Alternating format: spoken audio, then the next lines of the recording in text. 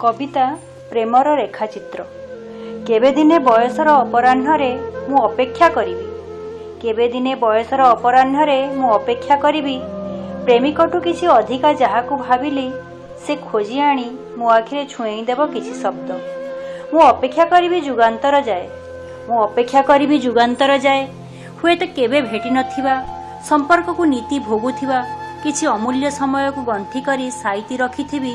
आयुष्मान हेउथिबो मो प्रेमर बयस, पखाड़ी हेउथिबी ता शब्दर मुहरे, आवाहन करुथिबी मृत्यु को। रास्तार प्रतिटी बंधुर स्थान रे केबे मुक्तिर समय टिके भोगित पारिबी सूर्यास्त पूर्वरु। अभिमंत्रित हेउथिबो ता कथा कुहा आखि, अभिमंत्रित हेउथिबो ता कथा कुहा आखि। किछि पद कथा मु बहि जाउथिबी आग्नेयगिरीर उत्तप्त लाभा हे। चंदनर शीतलता नेई कड़ लेउटेई चलीथिबा समय को असमाहित जीवन जमिति सरल करी देउथिबो।